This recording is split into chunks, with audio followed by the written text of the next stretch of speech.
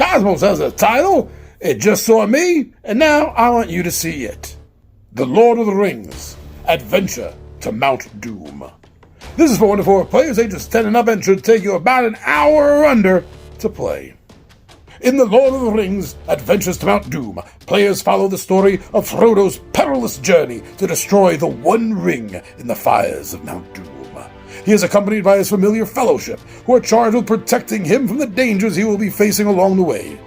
The players control the fortunes of the company together by moving the individual figures across the game board on a journey through many well-known places from the beloved Lord of the Rings novels.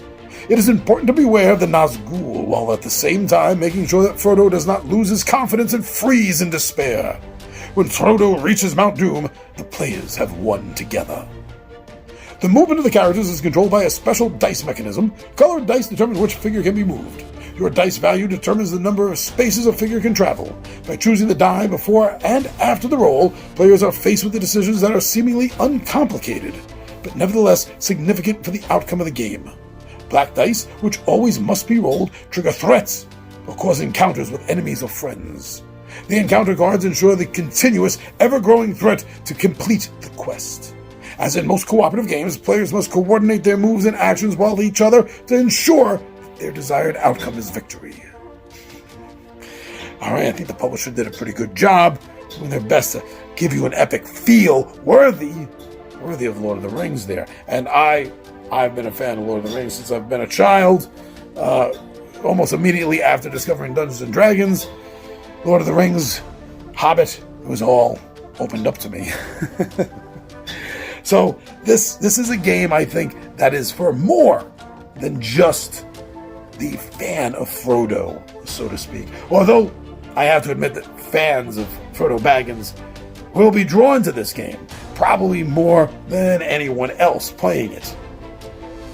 You're going to get a chance to relive Frodo's fellowship, get to make decisions they didn't make, go places they didn't go, all in order to give you the sensation and feeling of, well, as Bilbo said, I'm going on an adventure. Now, from what I've seen from both the publishers' writings about this game as well as reviewers, this game is supposed to deliver an easy way to learn it. There's not supposed to be any difficulty in the rules as far as learning the game or in teaching it. They're also bragging about the fact that the game is supposed to have a very fast setup time, not difficult at all. Altogether, it seems like the kind of game that, fresh out of the box, you could have read and ready in a few moments and set up, ready to go and start playing. And that's really great. Whether you're a seasoned player or, even better so, to help bring someone into the fold, seeing how quick and easy something is. Now, a few people have talked about this, since it does play under an hour, that this is a filler game, but this is more than just a filler game. It is a filler game that feels like a fuller game, if you get my feeling with that. And that's because of the surprisingly fun and a little bit challenging strategy that allegedly this game is supposed to bring to the table. I mean, that sounds pretty damn cool to me. And it's something else that's making me think that maybe I do want this. Maybe this is more than just radar. I'm not sure yet. Now, the company Cosmos, I have a few games with them, and they are known for their beautiful illustrations on their standees. As far as I know, they don't use plastic miniatures. Whenever need, they will use cardboard standees. And yes, the artwork is fantastic. The artwork for everything that they do on their boards, as well as their standees, and if a particular game has cards, on the cards themselves, is always going to be fantastic and beautiful. I've come to expect that from them, and from what I've seen, this passes that test easily. This is some very nice stuff that they have as far as the components and the artwork goes. Now, I keep seeing a lot of mention of replayability. Now, of course, that's something that's always going to be important, because you just don't want to buy a game and only have a chance to play it 1, 2, or 3 times. If a game is fun, you're going to want that game played again and again and again. And that's what I'm seeing.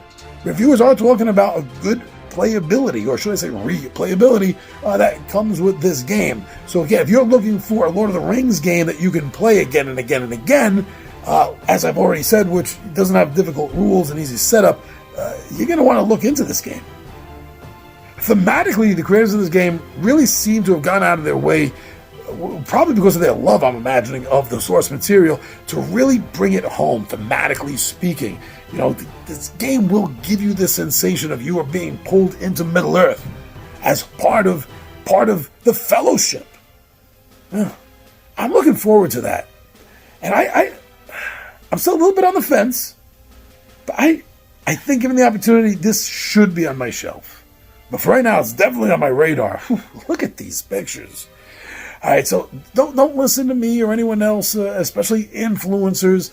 Go get your own information. And the best way to do that, to find out if you're going to like a game or not, is watch some playthroughs. Don't listen to floating heads that are possibly paid, bribed, or gifted to tell you something. We don't know, so don't take a chance. But if you watch a playthrough of a game and you enjoy it, that's far better than anything a talking head can tell you.